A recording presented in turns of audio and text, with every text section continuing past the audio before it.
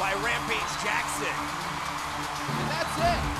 That is all she wrote for her teams right there. Danielle Taylor throwing some heavy shots and ends the fight. Cutler is out. Insane airplane toss by Charles Krazy. Atlantic takedowns. Huge knees. Two huge knees. And there she is, Ronda Rousey making her pro debut in excellent fashion.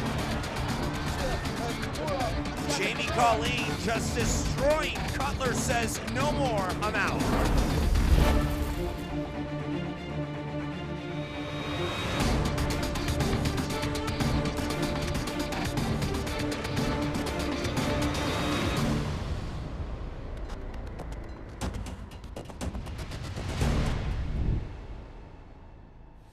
And a quick look at our rules of combat based on 3 5-minute rounds, and of course 5 5-minute rounds for championship bouts. And of course in the amateur division that changed to 3 3-minute rounds, and of course 5 3-minute rounds for championship bouts in the amateur division. It's based on the 10-point must system, judging criteria, and to get things started, we'll go ahead and throw it to the cage.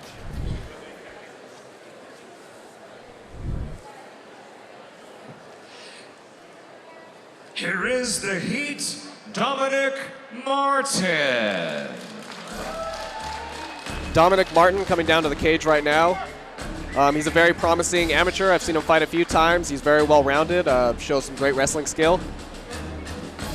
And we can definitely expect him to give Jeremy Stopa a run for his money. Yeah, that's what we're here to see, you know.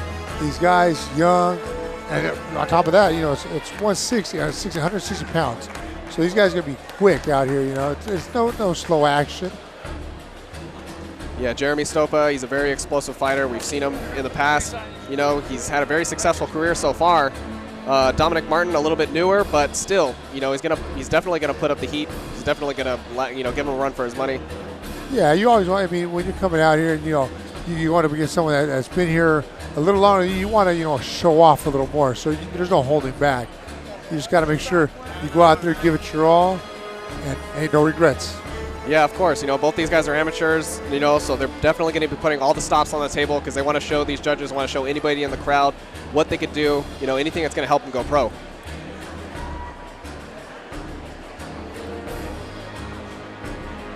This fight is brought to you by Lucas Oil and General Tire.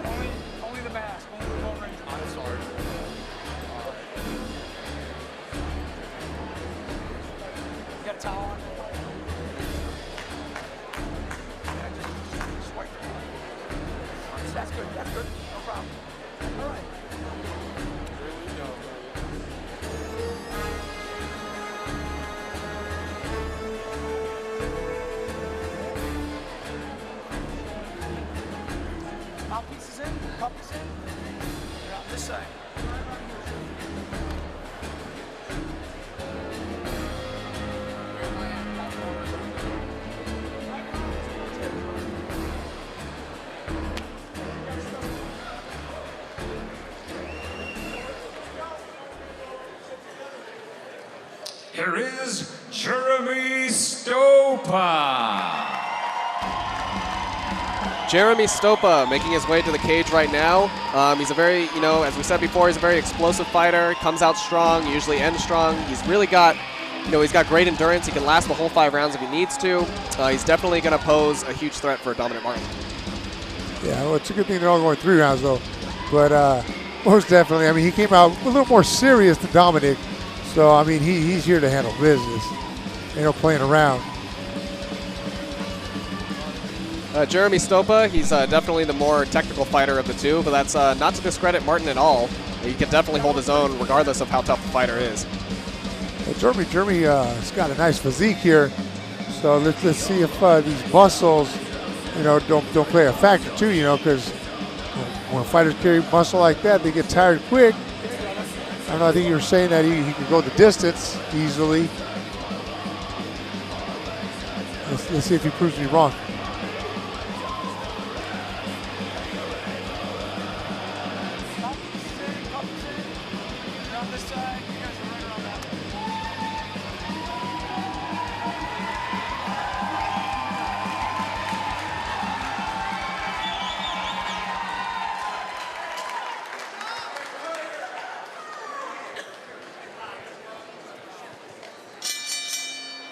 Ladies and gentlemen, from the Seneca Allegheny Resort and Casino, Salamanca, New York, King of the Cage and General Tire present this 3-round bout in the junior welterweight division.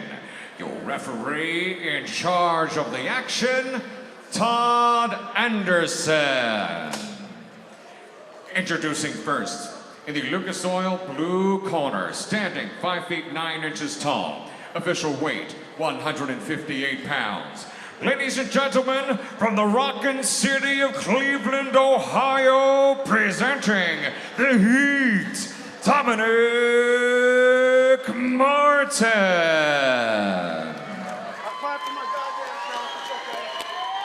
Here's opponent across the cage, fighting out of our General Tire red corner, stands at 5 feet 8 inches tall, official weight 154.4 pounds. He represents Kinetics Combat Sports.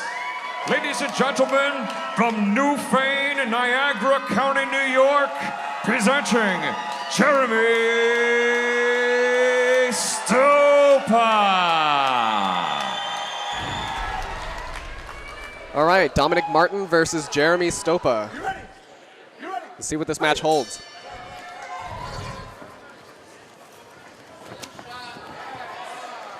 Stupa with nice little quick kicks here right off the bat.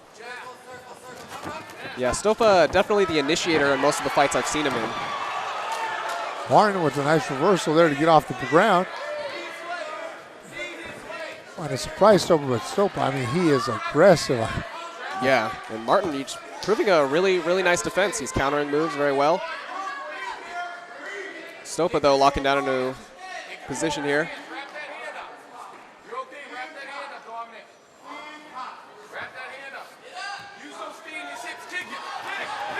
Stupa maintaining control, landing a few shots there.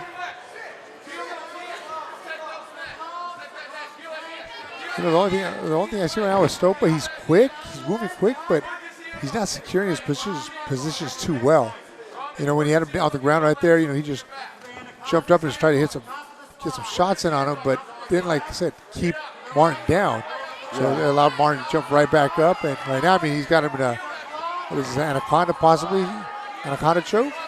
Yeah, it looks like he's just trying to go for whatever he can to try to hold him down, but, you know, Martin's just, he's doing a good job putting up a good defense, making sure he can't quite get anything too locked in,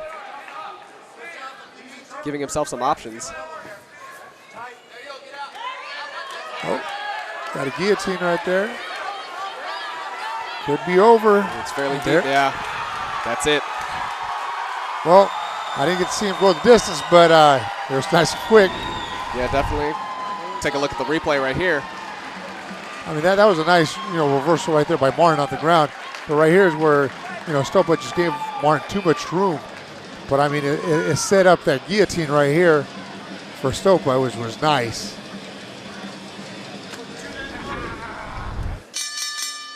Ladies and gentlemen, the official time, 1 minute and 31 seconds of round number 1. Your winner by tap out via guillotine, Jeremy Stupa. Ladies and gentlemen, from the Seneca Allegheny Resort and Casino, Salamanca, New York, King of the Cage and General Tire present this 3-round bout in the welterweight division. Your referee in charge of the action, Steve Ward. Introducing first, in the Lucas Oil blue corner, standing 5 feet 11 inches tall, official weight 163.8 pounds. Ladies and gentlemen, from Roseau, Minnesota, presenting Benett Bowman.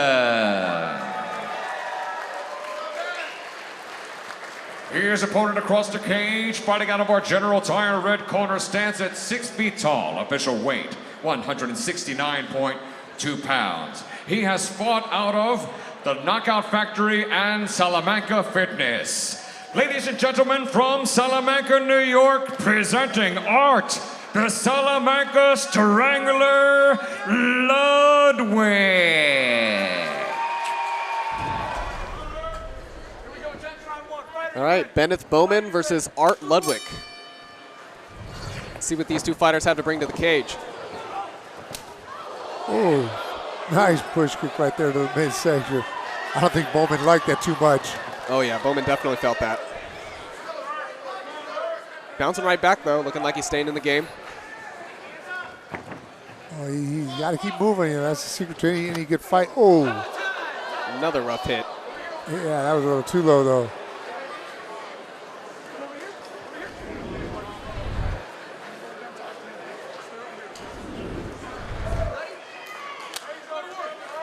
Well, I'll tell you, it must have been just a little graze because he recovered pretty quick, so that's good. It's always good. Gotta keep his head in the game.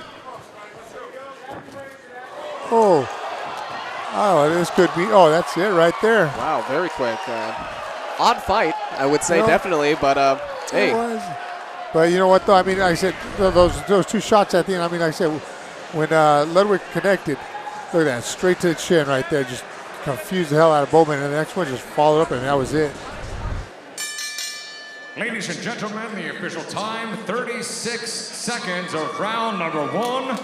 Your winner by knockout, Art, the Salamanca Strangler Ludwig.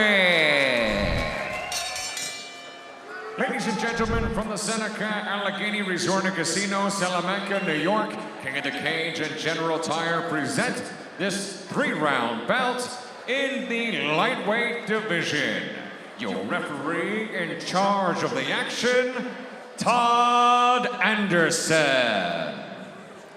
Introducing first, in the Lucas Oil blue corner, standing 5 feet 9 inches tall, official weight 155.2 pounds. He represents Mohawk Valley MMA. Ladies and gentlemen, from Utica, New York, presenting Pete The Rock San Antonio. His opponent across the cage, fighting out of our General Tire red corner, stands at 5 feet 10 inches tall. Official weight 155.4 pounds. He represents Modern Vision MMA and Team Ascension. Ladies and gentlemen, from Welland, Ontario, Canada, presenting Anthony the Genius Romero.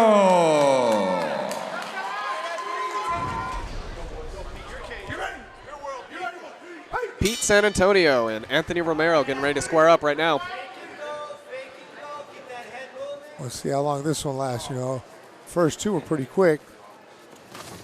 They make it out of the first round, so I mean that's the advantage of you know, watching amateurs fight. They just give it their all right off the bat.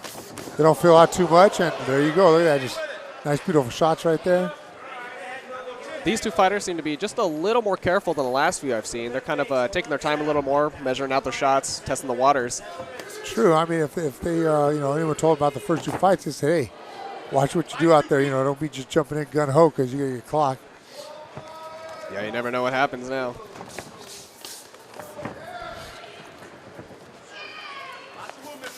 San Antonio putting on the aggression here.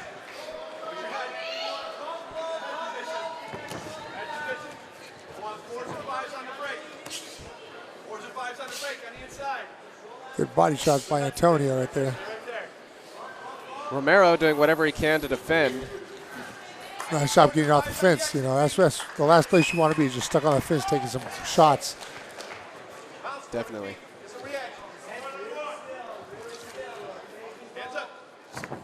Oh, there we go. I was just about to say, you know, we got Romero or somebody's got to be throwing some kicks around here. Yeah, the last thing we need is another fight with no action. But I mean, hey, for the start of the night so far, everything's been going great. Oh yeah, no complaints. Ooh. That little cup check possible right there. But Seems the ref will allow it. It was all right. Yeah, if you didn't see it, it never happened. Oh. Some good exchanges going on right now between these two guys.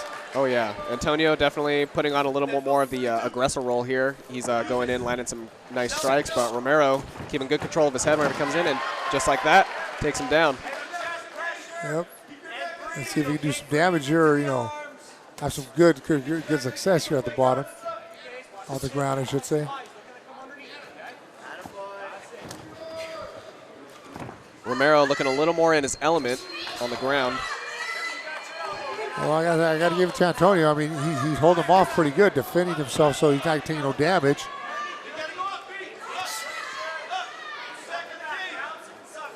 Seeing the tables turned a little bit here. San Antonio now against the fence, struggling to find a way out. Romero doing a great job of keeping him down there. But I mean, like I said, he's got to get some strikes in there. Just keeping him down ain't going to do it all. Yeah, definitely getting some points for the judges from that, but if he doesn't keep things going up, ref's definitely going to stand it up.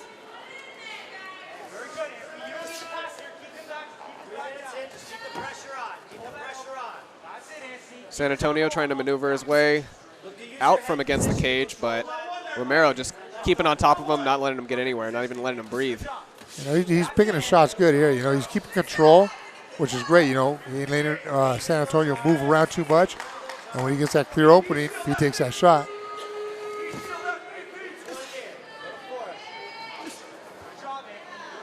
I mean, that's a good thing to do. When you're on top, first thing you want to make sure is you secure the guy. Because if you don't secure him on the bottom and you start throwing blows, just like in the fight before, we saw Martin just popping right back up. So, I mean, he's doing a good job here. You have good control on top. And then when he gets that opening, he takes a nice, good, clean shot, and they usually land. Yeah, plenty of times in fights, we've seen fighters that'll throw a million punches and they seem to all land, but the guy comes back and he's not even phased or scratched by it, Yep. All it was maybe a few points from the judges, but that's about it. Yeah. But yeah, Romero definitely planning out and making his shots count. Good thing here for Romero. I mean, he looks like he's putting his weight down on San Antonio, which will make it more tiring for San Antonio if they go into the second round. Oh, definitely. Yeah, this grappling's got to take, some energy out of both of them. But Romero definitely seems like he's comfortable in this situation. San Antonio may be more of a stand-up guy. And right back to the ground. Yeah. Usually when takedowns go down that easy, the opponent isn't as energetic anymore. Yeah, definitely starting to gas out a little bit. 30 seconds left or so. Still got a long fight ahead of him, so we'll hope San Antonio can keep it going. Yeah, I'm curious to see when they come out of the second round, if San Antonio tries to stop that takedown a little more. Oh, definitely. I mean, he should analyze that first round. He should expect that coming next round, but, we've seen plenty of fighters who don't really defend against things or really change their technique at all, but we'll see. Yeah. Take a look at the replays right here. San Antonio, we see, just struggling on the ground. He did really well early round. He was able to land a few hits, but Romero just, for the second half, was able to dominate it and keep him right against the cage, right on the ground. Yeah, once he took him down, he just, good control.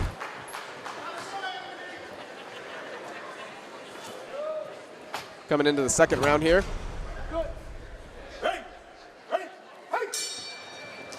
Antonio versus Romero. So far in the first round, we saw Antonio doing very well for the first half, but Romero definitely started to dominate once he took it to the ground for the second half. We'll see how it plays out now. Yeah, I'm pretty sure Romero's game plan is going to take him right back down. Set it up with a few shots and take him down. But I don't think San Antonio is going to make it that easy for him. Yeah, San Antonio definitely looking a little more lively now. He was looking like he was gassing out a little bit in that last round there, but looks like he got the break he needed back on his feet. Oh. Beautiful head kick. That was a great head kick because he even blocked it when his hand was there and stuff. So that was. You can really hear the connection on that. That was nice. And that gave Romero the perfect opportunity he needed to take him right back down to the ground. It did, and I don't see San Antonio getting up from this position. Romero did a good job of keeping him there once he took him out in the first round. I can see the same thing happening here. Yeah, definitely going to be a challenge for San Antonio. Both fighters looking, just as fresh as the first round. Romero's got plenty of energy, so if he wants to sit there the whole round, he could probably do it. Oh, yeah. And there's those shots I tell you about. He secures San Antonio on the ground and then throws the shots after he knows San Antonio can't go nowhere. Even here, lets him stand up a little bit, but Romero still in complete control, right back down to the ground. Quick little trip. And I said that was effortless on Romero's part right there, Just watched him get off balance, and that was it.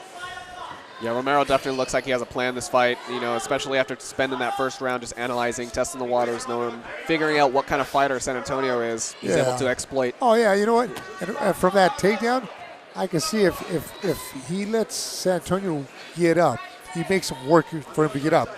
But then that easily, right when he wastes all the energy getting up, boom, quick takedown, he's back down. All part of the plan, all leading right up to it. San Antonio gets a little bit of a break here. Oh yeah, he got good. He pushed Romero away and gave himself room to get up, which is good. But these guys are nice trades right here, back and forth. Yeah, I'm sure San Antonio is just frustrated from staying on the ground this whole fight, and just as I say it, Romero going right back for the back. Yeah, that's the worst. I mean, if you're a stand-up fighter and you keep getting taken down, it's like, oh, what am I going to do? What do I have to do to stay up and actually fight? Right, and that's why it's a big part of this sport is just becoming so well-rounded in everything you do, so you can be prepared for any situation that happens. That's true. If you're thinking, hey, I can knock people out, that's all I need. My knockout power. When this happens, hey, that knockout power ain't there no more. Mm-hmm. And there's plenty of fighters out there that will keep you on the ground for as long as they need to. Oh yeah.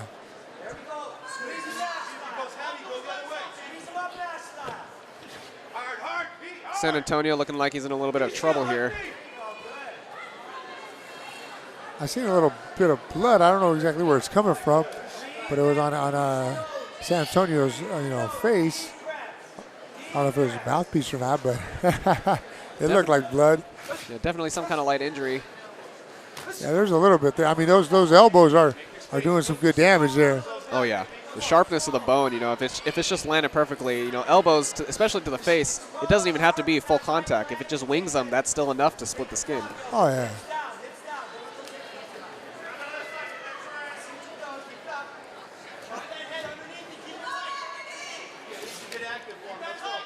San Antonio just looking for whatever option he could find to get out of this, but Romero's definitely not giving it up.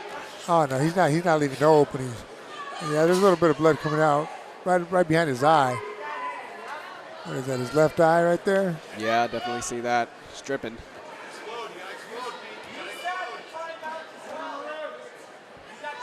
Yeah, I think right now San Antonio's at a loss for what he can do to get out. Yeah, Romero's been doing a great job of staying busy. A lot of times we'll see ground fighters will take it to the ground, but, if they're not keeping up the action, ref's going to stand it right back up, in no time. And then, they're out of their element all of a sudden. They got to do it all over again. Romero's doing a nice job keeping the body hits, keeping a face hit every now and then. Oh, yeah. Look at that. I mean, he just landed another nice elbow. I saw a little bit of blood fly. So as long as you keep blood coming, they don't want to stand you up. No, definitely. Yeah, San Antonio's really going to have to look for something here. Coming down to the last 15 seconds of the round.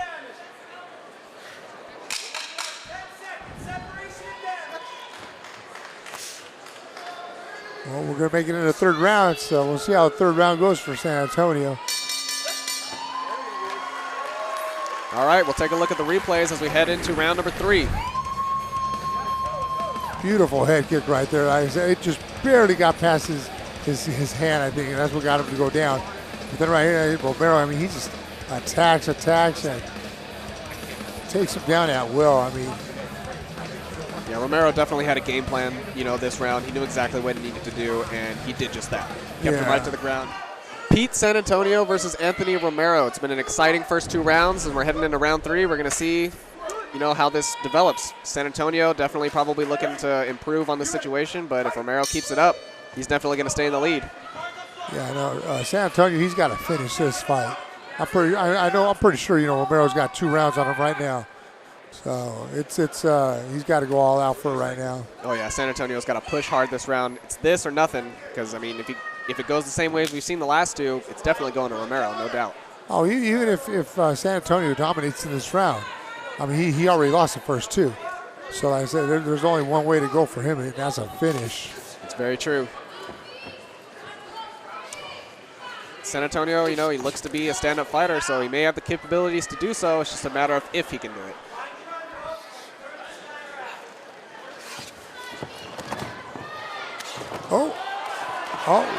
Hey, on top. If he stays on top, I want to see this. Nice Good scramble. Oh, very nice scramble.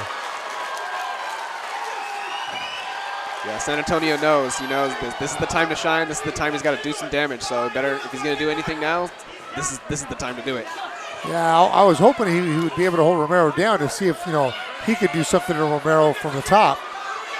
Right, a little change in technique possibly, Look we've at seen that. from other fights, but Got a guillotine in, but it's not that deep. Let's see if he can, you know, position himself right to, you know, finish it off here. San Antonio probably throwing Romero off his guard a little bit this round. Really snap back and an explosive start. Oh, yeah. But at what cost? He may be costing him in some heavy energy there. It's looking like he's slowing down just a little bit. Or he could just be setting up for a knockout punch.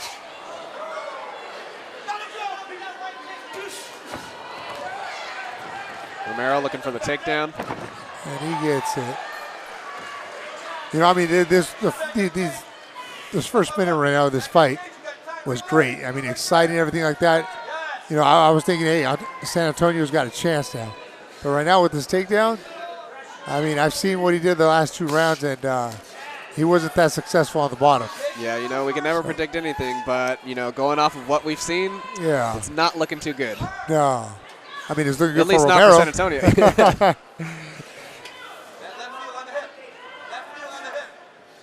I mean, Romero's good. You know, he constantly working. Those little pitter patters. I mean, like I said, they've cut San Antonio open, got some blood flowing. So I mean, he's doing a good job.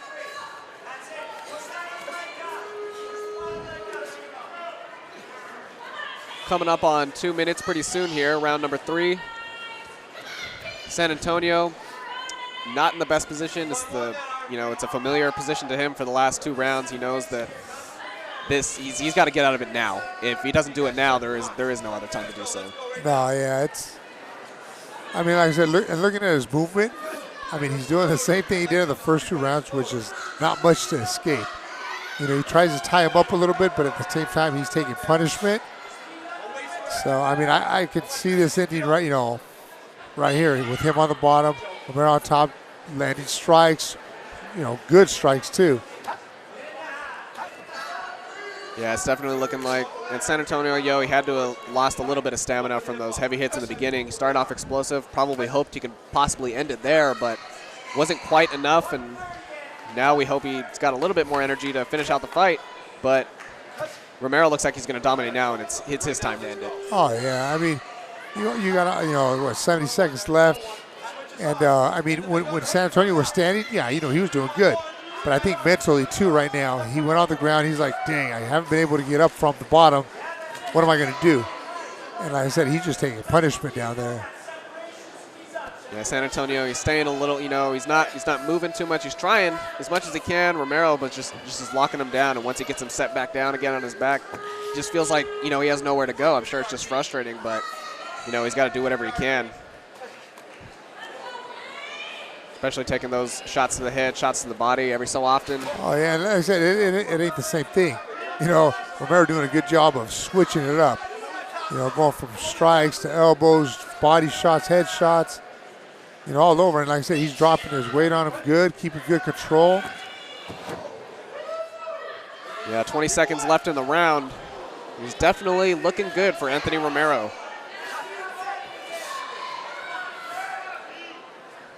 We'll see if San Antonio can give a strong finish.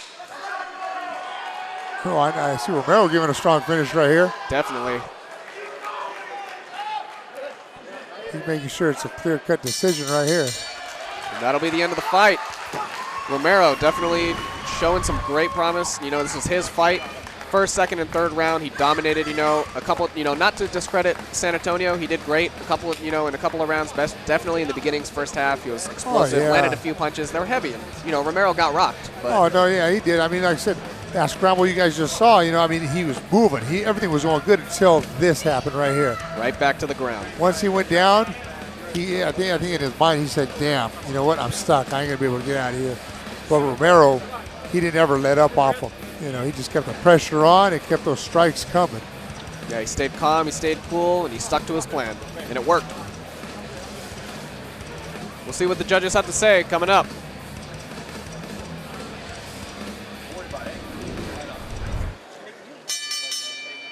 Ladies and gentlemen, after 3 rounds of lightweight action here in Western New York, we go to the judges' scorecards. Judge Chris Bolinsky scores this bout 30-27, while judges David Bruce and Tim Corrado both score it 30-26. All 3 in favor of your winner by unanimous decision, Anthony the Genius Romero. Ladies and gentlemen, from the sensational Seneca Allegheny Resort and Casino, here in Salamanca, New York, King of the Cage and General Tire present this 3-round bout in the junior welterweight division. Your referee in charge of the action, Steve Ward. Introducing first, in the Lucas Oil blue corner, standing 6 feet tall, official weight 160.8 pounds. He represents the Aries Combat Sports Academy. Ladies and gentlemen, from Lake Milton, Ohio, presenting Tyler the Outlaw Colleen.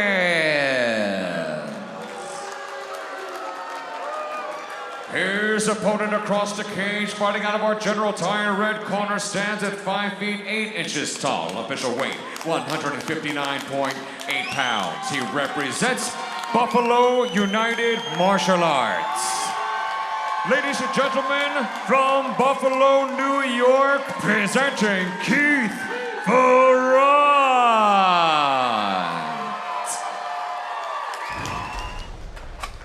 Tyler Collins versus Keith Ferrant coming up to the cage right now. Round 1 begins.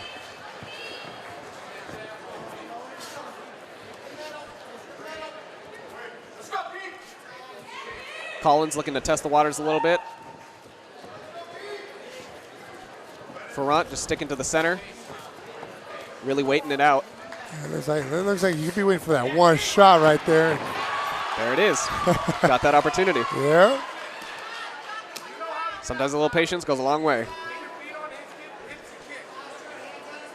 And then, let's see if you can actually capitalize on this position. You know, you got down there good, safe, easy, no damage took, but and look at those heel kicks to the rear. You're going to feel those later when you stand up. Yeah, Collins, you know, doing whatever he can to defend from the bottom. Ferrant, though, keeping the control down, keeping him up against the cage. Those heel kicks, he's definitely got to feel them. Oh, yeah. I mean, you know, 1, 2, 3, okay, and everybody, he keeps nailing those, and Ferrant just sits there. I mean, if it goes into the later rounds, he's going to be like, oh, man, what's going on back here? Definitely.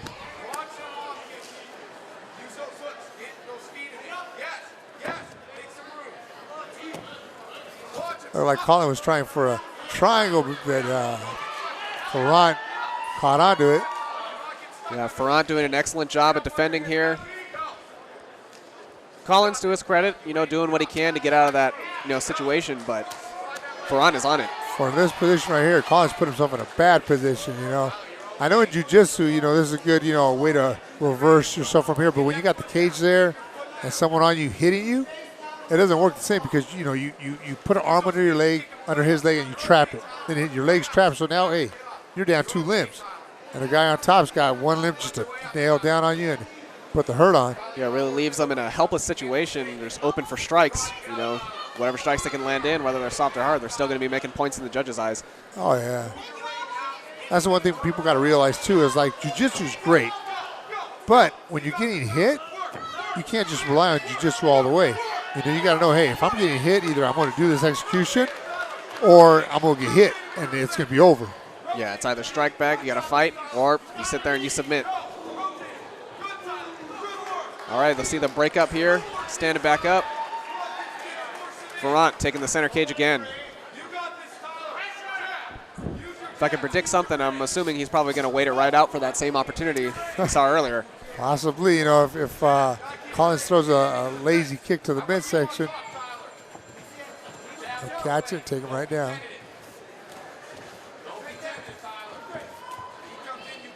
That's the one thing you always gotta watch, I guess, as a stand-up striker, and you got someone that wants to take you down. It's like it makes you hesitate. Wants to take you down the first time. It's like, man, if I throw this or throw that, is he going to take me down? Right, really starts making him think twice. You know, should I throw this kick? Is it worth it? Because if you get caught, you know, as we saw, Ferrant, you know, he seems to be dominating that ground game. So if he gets caught one more time, he may be stuck there for the rest of the round. Yeah, he does a good job, you know, of having good control on the ground right there. A few little leg exchanges here, leg kick exchanges.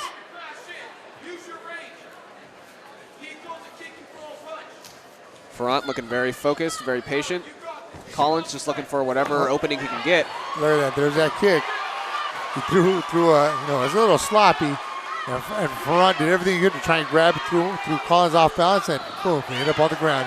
Yeah, definitely no opportunities missed here. Got him in full mount. Good dude, look at that. If he could hang on to this, he could do some good damage. Yeah, definitely. I mean, for the rest of it, got about a minute left in the round. If Ferrant can keep him on the ground, this round could definitely be going to him. Oh, yeah. I mean, Collins did a good job getting the half guard here, so he, you know, avoids that you know, full mount. But Ferrant, I mean, dropping some elbows right here. You know, he's having good. He's doing a good job on top. I'll tell you that right now. Yeah, Collins definitely looking like, you know, he's a tough opponent on the ground as well as stand-up. You know, he looks like he's doing the right things. He knows what he's doing, but, you know, Ferrant's just beating him to it. Yeah. Collins, I mean, like I said, he's a little more hesitant now, you know, with the strikes from the top. And after this round, I think those kicks are going to be a lot less. Definitely. I mean, you know, if Collins knows what's good for him, he's going to avoid any kind of that, any sloppy opportunity that's going to open up for Ferrant to take him right back down. This is not a spot he wants to be in. To Collins' credit, though, those heel kicks, they're going to wear Ferrant out. Oh, yeah, those are definitely going to leave a bruise in the morning. Let's take a look at the replays, round one. Yeah, so you see that lazy kick right there by Collins that ends up in a takedown. And then see, is this the second one? Oh, no, that was a nice head shot there. Yeah, Collins probably getting some mixed reactions there, you know. He's landed some of them, he's getting caught on other ones. He's really going to have to balance out that risk, whether it's worth it. Yeah. We'll see what he does in round two. We'll see how this fight develops.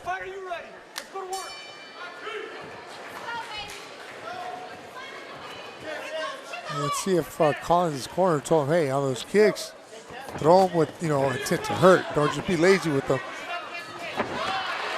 Well, I guess sometimes he doesn't need that kick because it looks like he just took him right back down by force. I would say so. Hey, I mean, whatever way he can get it, you know, Ferrant's just going to look for any opportunity he can. If he obviously sees it, you know, Collins looked like he took a different approach. He didn't want to throw those kicks. He went straight in instead, but yeah, Ferrant was ready for it. He was.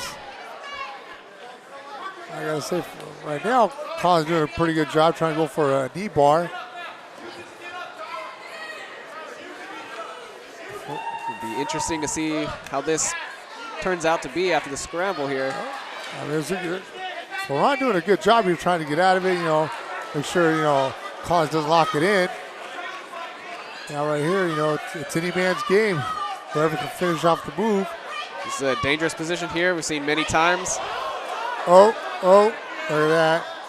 Yeah, we'll call a timeout here. That was a legal kick to the head right there, grounded opponent. Which, I mean, to me, I mean, that's all you got left is a kick to the head. Right, you know, it's a risky position. There's only so many options they have in that position, but it's not legal, so. Yep. Rules are the rules. Oh, you know what? It was a shoulder shot. That was good. Yeah, debatable call, but we'll get it started right now. That's the thing, though, with that kick. I mean, he went for the shoulder, which was an illegal shot, but when you do it quick and the referee, he sees just the shot movement, no matter what the head bounces, they're going to think, hey, that was a head shot. So, for the ref standpoint of view, he's going to stop it just to make sure, everything's good. No foul was committed. Yeah. His job regardless, got to keep everybody safe. But it looks like Ferrant moving right back into position, keeping Collins against the cage, probably looking for the takedown.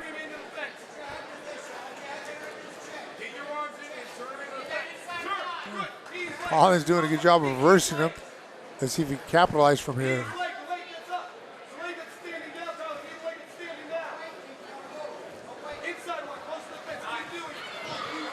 Double underhook right there. And they'll take it to center cage. Oh, nice elbows by Ferrant right there. Collins didn't like that at all. He said, you know what, let me put you on my guard. Ferrant just capitalizing. I give it to Collins. He's trying different things, but he's putting himself in positions where it's not safe for him. Oh yeah, he's got that arm locked in those legs. If he makes one false move, he could be hurting himself. Well, this fight could be over if Ferrant just keeps dropping those bombs the way he is. Yeah, Collins definitely not in a favorable position right now, but he manages to break free. Oh.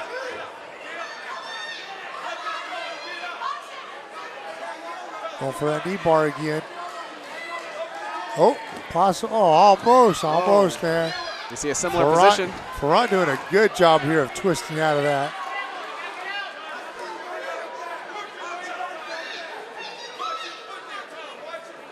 Both fighters in a very 50-50 scenario here. It's really anyone's game from this position. Oh, yeah. I mean, they're both equally positioned, They're all locked up. You see he's trying an ankle lock there? Yeah, he's trying, But I think right now these guys are a little slippery too, Almost into the second round.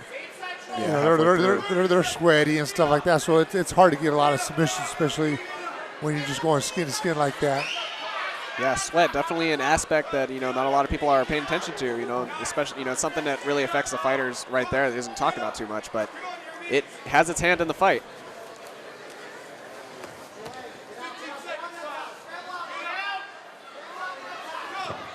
Ferrant looking to get out, he does.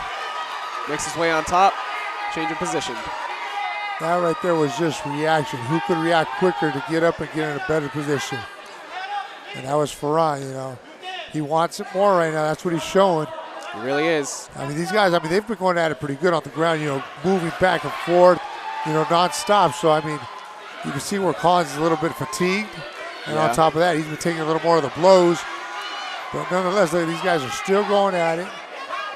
Yeah, Ferrant has definitely proven to be a little more of the calm and collected fighter this round.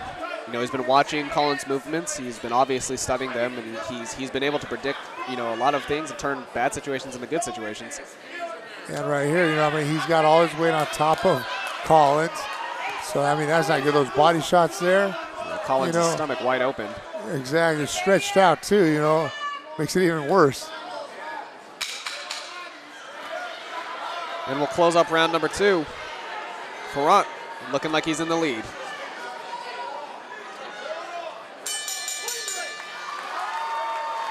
Let's take a look at the replays. Ferrant, we saw the similar technique. Started out in the center ring. Really, had to make his moves. Was cautious. He was patient. Looked for his opportunities, and he executed them. Collins.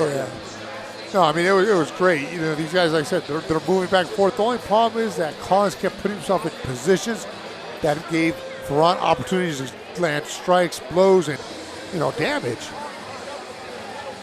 Yeah, so, definitely a great display of skill from both these fighters, but Ferrant, I think he's definitely taking the lead, at least in the judges' eyes right now.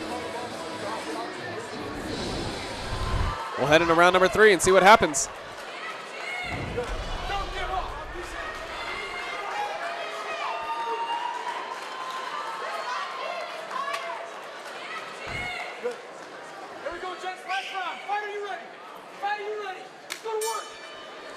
Collins is really going to have to push himself here and really, make something noticeable, do some kind of strike, knock him down, because, Ferrant, seems to be leading in the last 2 rounds. Maybe not by too much, but he's definitely ahead right now.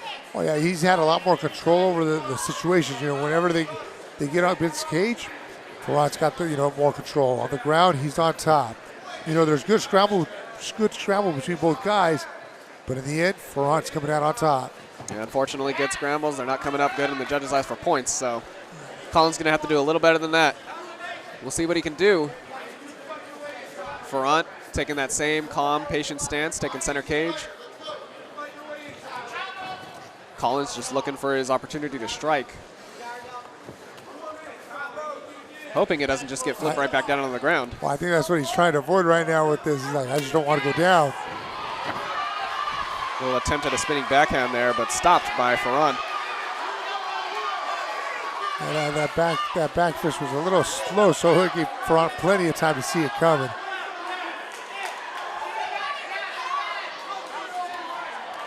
And this is what I'm talking about right here. Collins can't be doing that, you know. He puts himself in a position and I think he's trying to catch his breath. But those positions, he does that, and it's where he's getting damage done. Yeah, he's taking it at the expense of, just repeated gut shots and those elbows dropping right down in his face. You know, those don't just tickle. Those definitely hurt. It's solid bone. And you can't rest when you're getting hit like that. You can't, it can only make things worse. Yeah.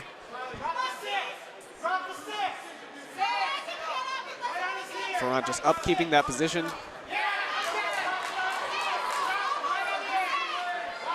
Dropping nice elbows right there. Look at that. You can hear those connect.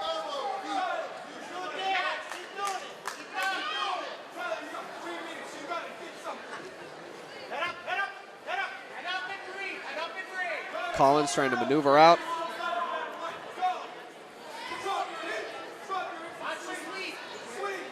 Ferrant just not letting it happen.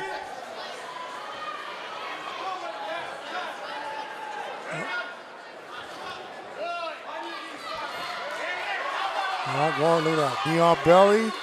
That's really going to tire your opponent out right there. About halfway through this round, both fighters definitely got to be feeling some kind of fatigue here. I don't care how good of a fighter you are. 3 rounds, especially just scrambling around. Both these fighters are going at their full strength. But Ferrant, his technique just seems to be a little more on par. Oh yeah, well, on top of that, when he's on top and he's dropping all his weight on Collins, making Collins work as hard as he is. Collins is taking the worst end of this. His cardio level is a lot less than Ferrant's. Yeah, you're seeing that open mouth breathing. It's a big sign right there. Collins is really going to have to push hard to finish out this round. But at this point, he's going to have to land some kind of knockout or TKO if he wants to win it. Or submission.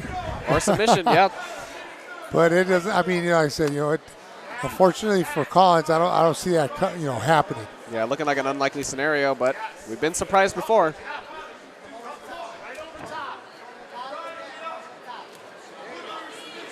Ferrant keeping a good posture, keeping those blows coming, the body, the head, mixing it up nicely.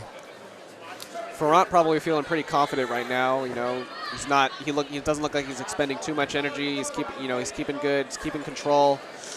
Not giving him too much space because at this point he knows that if he just lets him go, and if he holds him on the ground the rest of this match, he basically has it in the bag. Oh yeah, and the only thing for Ferrant, he got to realize, if he knows he's winning, he can't relax too much, because if he relaxes, thinks like, okay, you know what, I got this. Oh, that's where you said it could end. Yep. Saw another one of those attempts at a spinning back fist, but did not connect, and actually probably resulted in something a little worse for Collins. I think that was more of his fatigue, because he had a nice little body kick that he did, side kick, and then from there when he went with that spinning back fist, it was just more off balance. Everything was just not right. Yeah, it was slow. Yeah.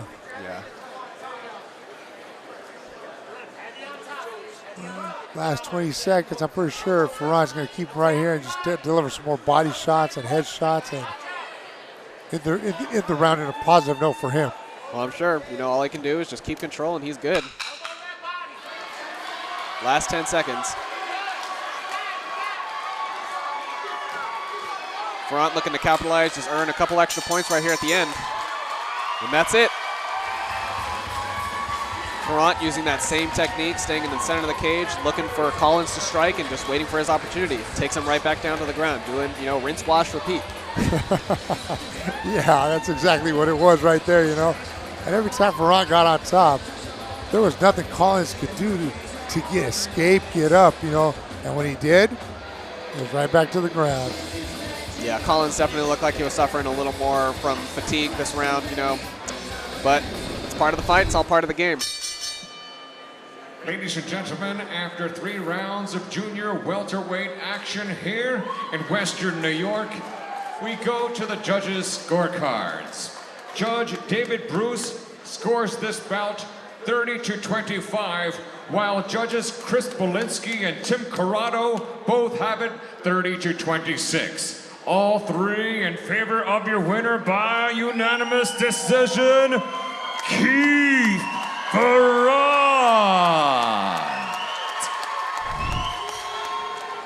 Ladies and gentlemen, from the Seneca Allegheny Resort and Casino, Salamanca, New York, King of the Cage and General Tire present this 3-round bout in the lightweight division. Your referee in charge of the action, Steve Ward. Introducing first, in the Lucas Oil blue corner, standing 5 feet 7 inches tall, official weight 155.2 pounds. He represents MVMMA. Ladies and gentlemen, from Camden, New York, presenting Rob the Beast Best. His opponent across the cage, fighting out of our General Tire red corner, stands at 5 feet 8 inches tall, official weight 155.4 pounds. He represents WNY MMA. Ladies and gentlemen, from Buffalo, New York, presenting Todd Loco 2.0 Liberati.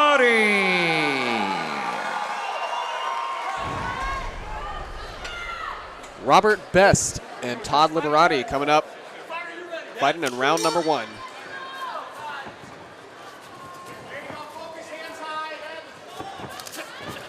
Both fighters coming out to an explosive start.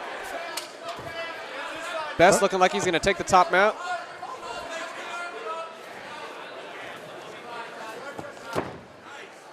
Well, these both guys are fresh right now. They're energetic. So, I mean, it's go time right now. Yeah, definitely anybody's game.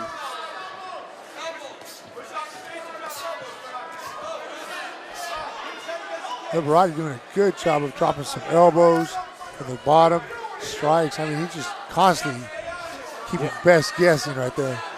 Yeah, Best, you know, he's maintaining good control, but, you know, he's definitely going to be feeling those headshots. All right, he's taking punishment for that. Just like I said, if you're just holding on, hey, you're holding on while someone's beating on you. Yeah. And that's not what you want to do. You know, you want to have the control and deliver some shots. Yeah, his hands are occupied. He's behind his back. Pushing him up against the cage now, we see a little bit of a difference, but Liberati doing a great job. Turns the tables. Oh, and in a good position right here, too, where he can deliver some strikes. Best starting to take that punishment again. Best looking for that ankle, I believe. It's a risky situation here. Liberati going for those gut shots. See, that's the thing, too. You know, when you go for a submission, you know, either you commit to the submission and you take the hits, or you give up that submission, protect yourself, and you know,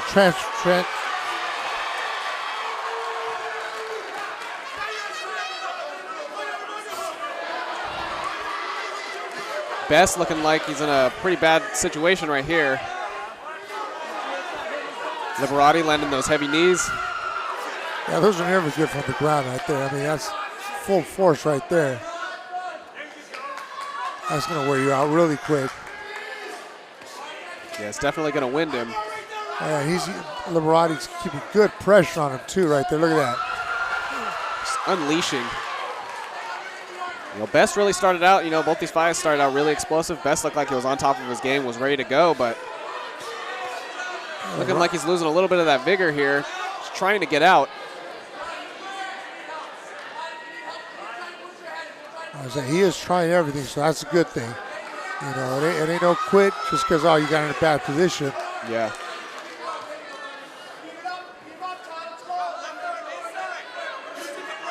Coming up on 2 minutes here in the first round, and we'll get a timeout.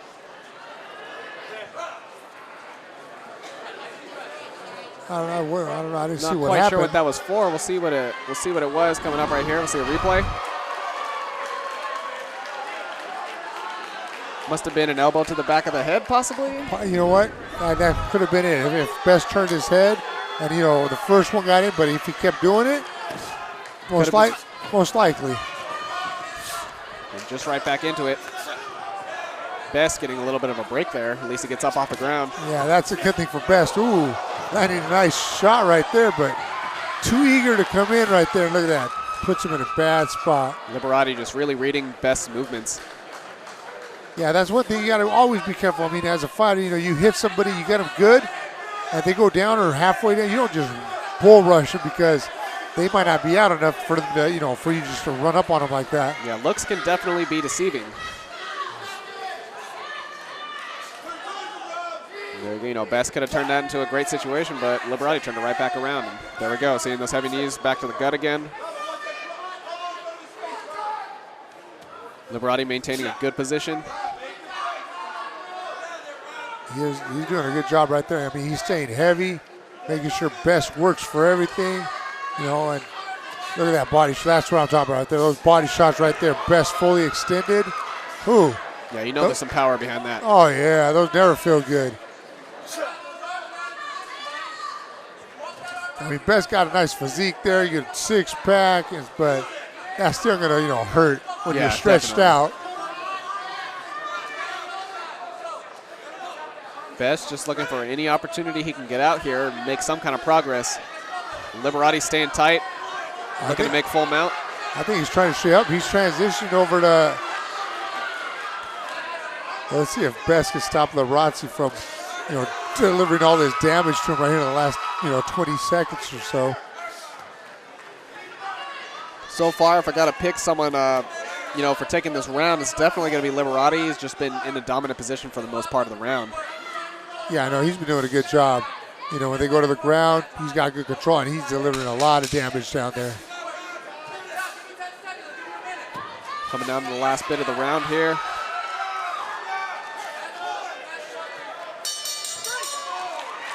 And that concludes round number one. We'll take a look at the replays right now.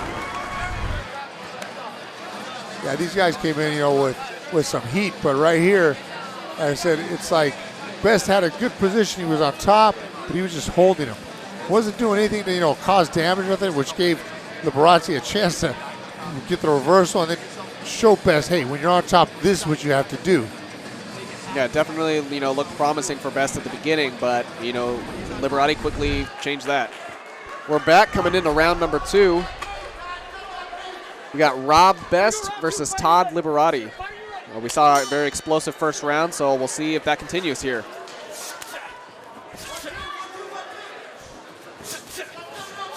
Nice shots by Best.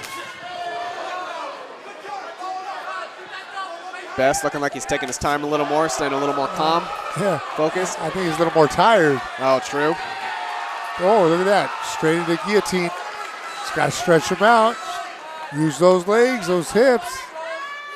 Possibly a very good scenario for Best. It's a very good one if he, you know, if he executes it right. But right here, just all arm right there. You know, there's nothing on his legs, his hips. He's got to stretch him out.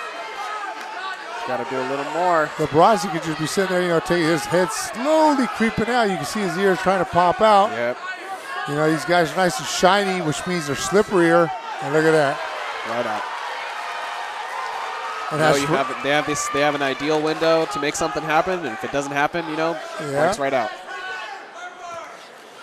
And Liberati right in a great position again, you know, to land strikes.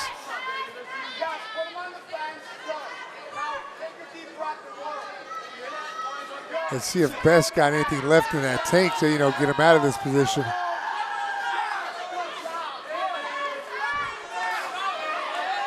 Liberati, we see him use some familiar moves here. Getting right back into that position. Dropping some elbows. Yeah, no, I don't think Best has much of an answer for Liberati right here. I mean, Liberati's just, transitioning to better, side control right here without, without effort, so to say. And I mean, he's just doing what he wants.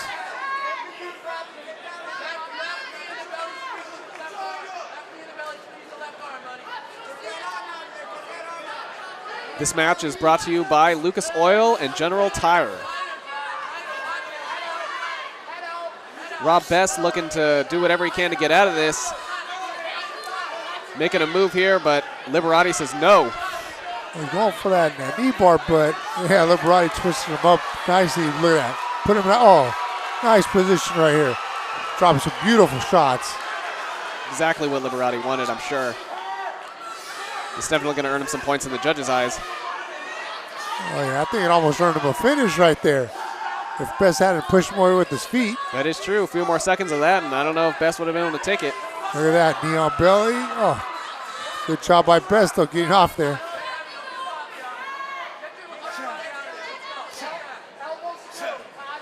Definitely see the fatigue in Best right there. He's trying to throw some strikes and do whatever he can, but. Oh, going for a toe hold.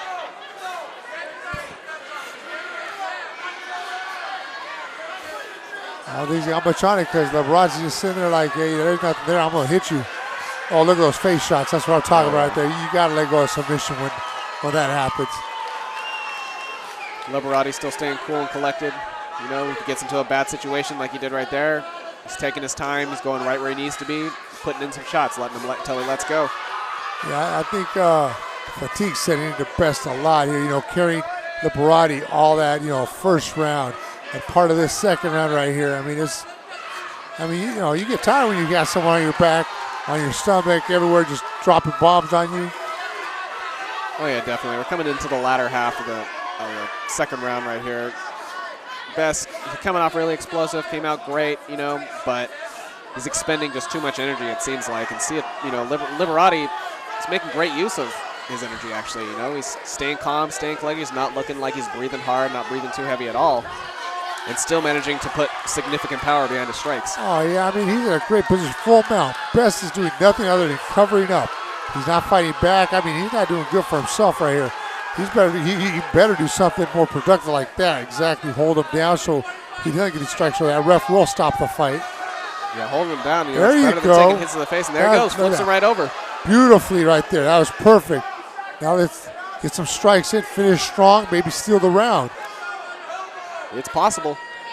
30 seconds left.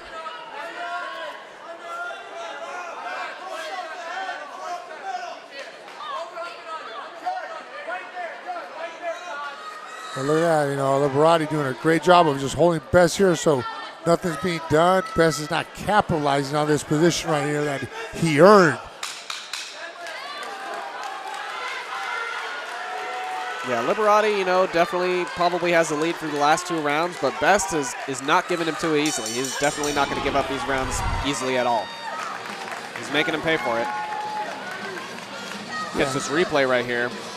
Like I said, Liberati, doing a good job here where Best almost had a guillotine in right here. Best going for another submission. Best is doing submission after submission, trying to win this fight.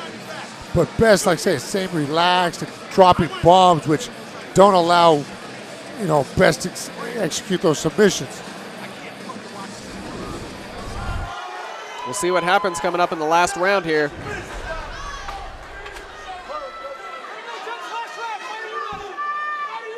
We'll see what Best has to offer and if that fatigue's going to start affecting him even more. He's still got another 5 minutes left to go.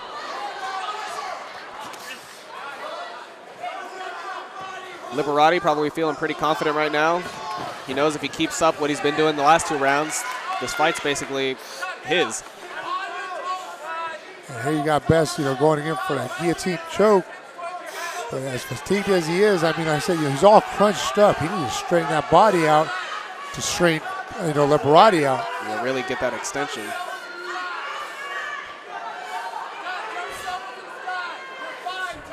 Liberati staying patient, staying calm. You can hear how hard Best is breathing. This isn't good for his muscles right here. He's holding them. You know, and like I said, he's on the bottom. I mean, if you don't get this choke within the first 10 seconds, you know, hey, you know what? I got to rest my arms. I got to switch. I got to do something else. Because right now, all he's doing is killing his arms, so he ain't going to have nothing left for the next, 4 minutes. Yeah, pretty soon he won't be feeling nothing in that arm if he keeps it holding there and not doing anything. I think Liberati knows if he could just sit there and wait it out, you know, he's got time. He's got time to kill. Oh, yeah. I mean, once his head pops out, you know, Best is going to be worn out. That arm's shot out, you know, so he's going to just drop bombs and have his way. Best just holding on to that guillotine with dear life.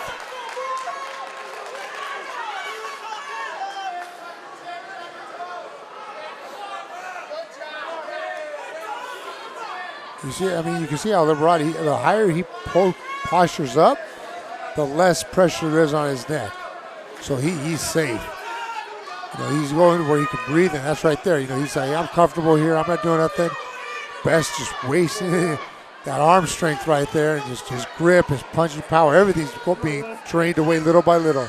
Oh, yeah, Liberati knows exactly what he's doing right now. He knows that he's got time, and he knows that he can wait it out, especially if he's not hurting. You know, why not? Yeah. I mean, let's put it this way. Even if Best was to take this round because of that hold right here, he's got 1 and 2. So he's not worried about anything now. No, he's not taking. Look at that. He just got out. You know, there we go. That's Best's arms getting tired. And I tell you right now, Liberati, I guarantee you, he's fresh, refreshed. He rested that whole time, and now he's got all this energy to, you know, just explode on Best. Yeah, got a nice little 2.5-minute break there. And right back into punishment. Best had his opportunity, and that opportunity was there to do something, or at least change position, try to do whatever he could to improve upon the situation, but he just couldn't quite execute it. Yeah, I mean, if he would have extended his hips out, stretched Liberati out, now you got a possibility. But when you're all crunched up, I mean, you're taking nothing, you know, I mean, you're taking all your hope, all your chances away.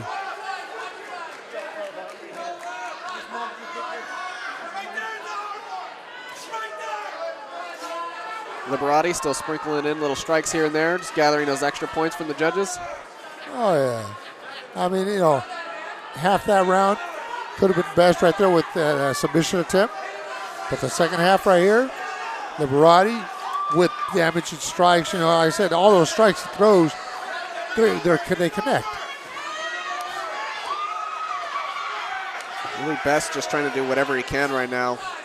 Not let himself get taken down. I mean, I give Best credit that he's not quitting. That's a great thing. He's still trying to do submissions. He sees the opportunity, he goes for it. Staying active. He's not being shy yet. He takes his shots, but he still goes for it. So that's the positive part on Best. Well, I'm sure he'll take this match as a learning experience as he doesn't improve from this point. You know, learn to take his time, really weigh out his strikes, and make sure he doesn't expend that much energy next time. Well, not just that, but also polish up on his finishes, because he gets submission, but it's just the finishing part that he's lacking, that little bit of technique on that. It's very true. It's very true. Execution is everything.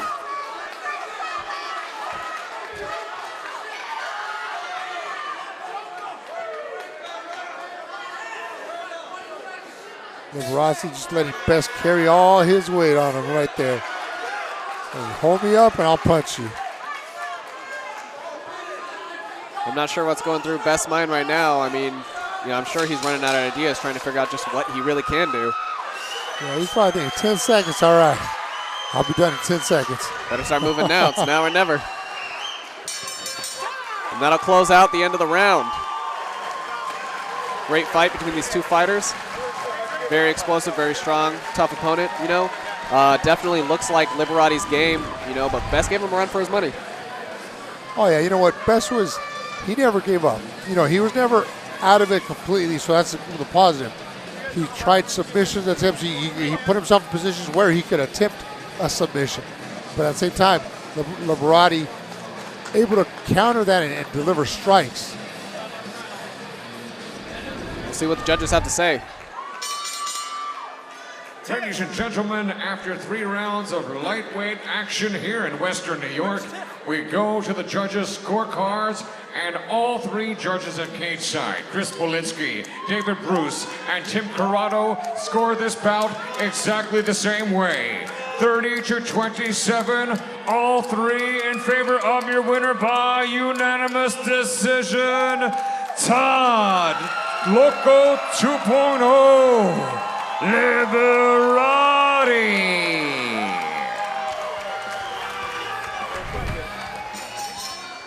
Ladies and gentlemen, from the Seneca Allegheny Resort and Casino, Salamanca, New York, King of the Cage and General Tire present our co-featured bout of the evening. Sanctioned by the Seneca Nation of Indians Athletic Commission, Chairman Scott Snyder, Vice Chairman Justin Schaap. It's in conjunction with King of the Cage Incorporated, President and Founder Terry Trevilcock Jr., Matchmaker John Judy, Promoter Jeff Mahalik. The three judges scoring this match will be Chris Polinsky, David Bruce, and Tim Corrado. After the bell rings, your referee in charge of the action, Todd Anderson. And now, Western New York, put your hands together for our co-feature of the evening. 3 rounds of MMA in the junior welterweight division. Introducing first, in the Lucas Oil blue corner, standing 5 feet 9 inches tall, official weight 158.8 pounds. This modern vision MMA fighter has a professional record of 3 victories with 2 defeats. Ladies and gentlemen, from Welland, Ontario, Canada, presenting Xavier Spartacus Nash. His opponent across the cage, fighting out of our General Tire red corner, stands at 6'1", official weight 160.2 pounds. This WNY MMA fighter has a perfect professional record. 3 bouts, 3 victories, no defeats. Ladies and gentlemen, from the Nickel City, Buffalo, New York, presenting the undefeated Sean Maurice Superfly Felton Jr.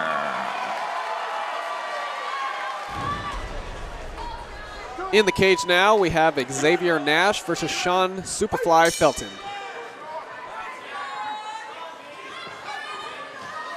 Let's see if Superfly lives up to his name. Superfly. Nash staying light on his feet. Looking for the opportunity to strike. Felton looking like he's taking a little bit more of a defensive approach, but just as I say that, throws a kick. It looks like he's got a reach advantage too. Felton does.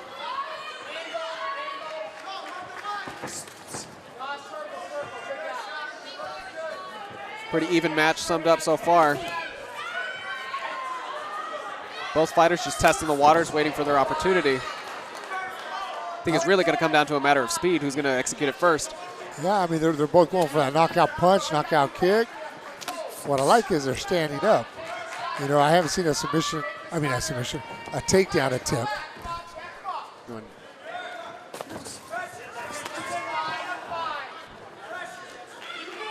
Both guys doing a good job, you know, coming in, coming out, moving around, circling, light on their feet.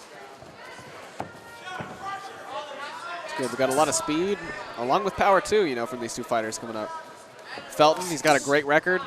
He's been doing his career thus far has been, you know, very successful. Nash calling him out a little bit here. Yeah, it's never good. You know, when you start getting that little cocky confidence, usually when you get clipped, you can start relaxing a little too much, thinking like, hey, this guy ain't got nothing. Yeah, that's the thing. You know, if you want to start talking, you know, during the fight, you better make sure you can back it up. You know, and even if you think you can, it doesn't necessarily mean you are. Yeah, seen plenty of fights. Felton with the quick moves right there. He's able to get out of that.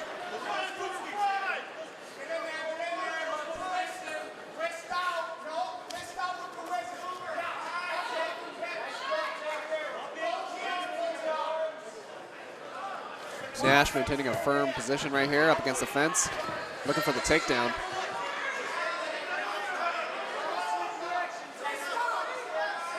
Felton got some long limbs right there. You can see those legs being stretched out. I mean, that's a leg trying to take down. Yeah, definitely if this goes to the ground, we're going to see if he can get some use out of that.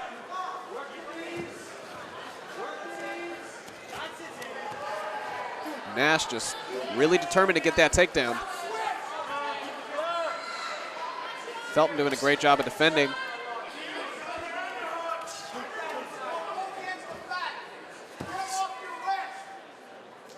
Both guys are working hard right here. You know, one defending, the other one trying to take him down non-stop, and either delivering shots too.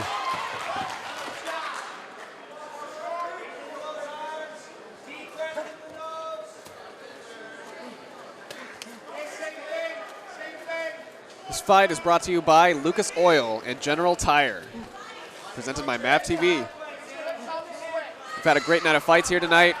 Very explosive matches, a lot of jiu-jitsu we've been seeing, a lot of ground domination. It's nice to see a little bit of a mix-up here, staying on the stand-up.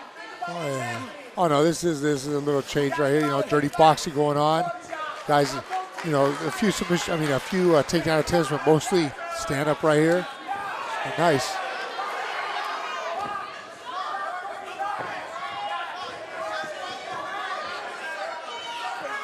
Both fighters still staying very nimble, very light on their feet. Don't look like the fatigue's affecting them very much.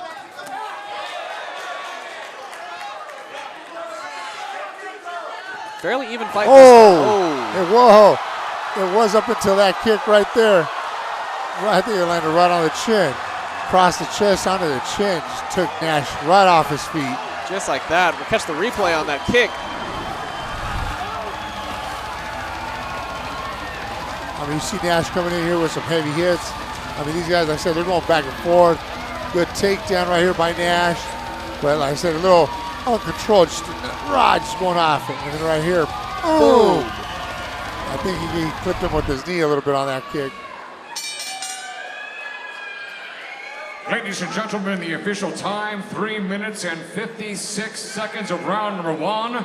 Your winner by knockout, still undefeated, Sean Maurice Superfly Felton Jr. Ladies and gentlemen, from the sensational Seneca Allegheny Resort and Casino, Salamanca, New York, King of the Cage and General Tire present our featured bout of the evening. Sanctioned by the Seneca Nation of Indians Athletic Commission, Chairman Scott Snyder, Vice Chairman Justin Schapp, President of the Seneca Nation, Todd Gates, Treasurer Mo John Sr.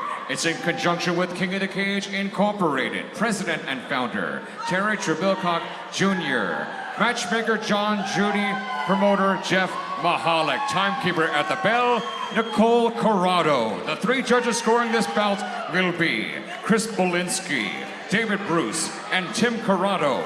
After the bell rings, your referee in charge of the action from Binghamton, New York, Steve Ward. And now, for the thousands of fight fans in attendance here at the Seneca Allegheny, and the millions joining us around the world. Western New York, let's hear it. This is our main event of the evening. 5 rounds of MMA for the vacant King of the Cage Flyweight Championship of the world. Introducing first, in the Lucas Oil blue corner, standing 5 feet 11 inches tall, official weight 134.6 pounds. This Apex MMA fighter has a professional record of 9 victories with 3 defeats. Ladies and gentlemen, from Riverside, California, presenting Andre Afro Monkey Ewell. His opponent across the cage, fighting out of our General Tire red corner, stands at 5 feet 11 inches tall as well. Official weight 134.8 pounds. This WNY MMA and Jackson Wink fighter has a perfect professional record. 5 bouts, 5 victories, no defeats. Ladies and gentlemen, here is the pride of Angola, New York, the undefeated Patchy No Love Mix.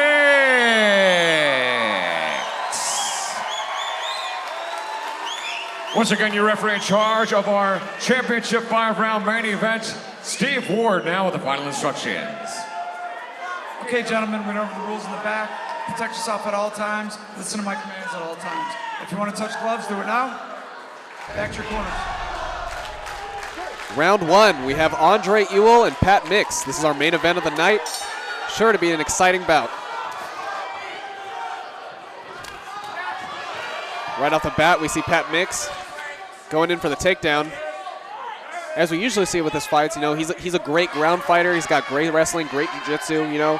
Oftentimes we'll see avoiding the stand-up game, he'll take him straight to the ground and dominate from then on. Just hold him there for the whole round. We'll see if Ewell can defend from that.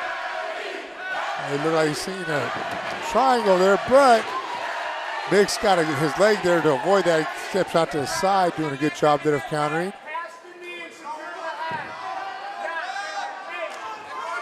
Ewell just doing whatever he can to defend here.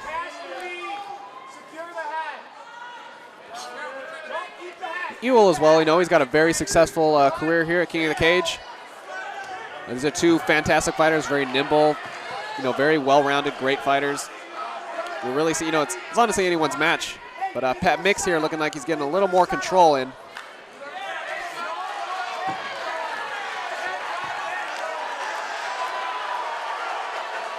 Now this is a position you don't want to be in.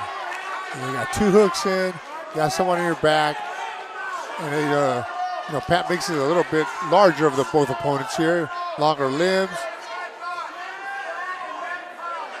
It's not a good place. Not a good place for Ewell to be right now. Yeah, I've seen, you know, Pat Mix is no stranger to this technique and taking the back. He does it in many of his fights. I can remember when he fought Jesse Bozzi, the exact same technique. Took his back, locked him there for full 3 rounds, every round, right back to the same spot. You know, couldn't take him down, but eventually won it in the decision. So it could go either way. Yeah, I mean, look at that. I mean, he's got a figure 4 on the body right there, dropping bombs. He's just here for the ride, and I mean, like I said, Ewell taking all this punishment right there. No way to defend himself. Can't see what's coming from where. You can hear the crowd, you know. Ewell's definitely the underdog in this fight. Trying to do whatever he can, but Mix just keeping the aggression on.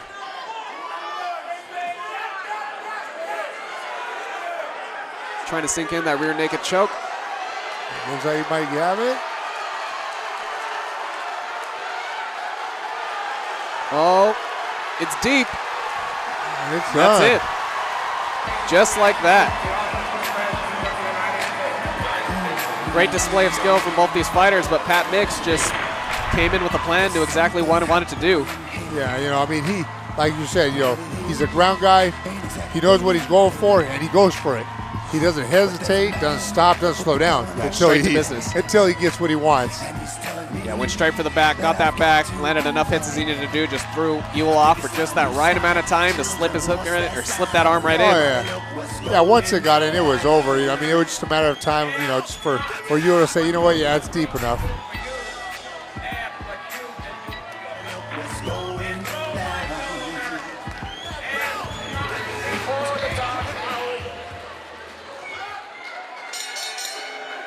Ladies and gentlemen, the official time, 2 minutes and 28 seconds of the first round.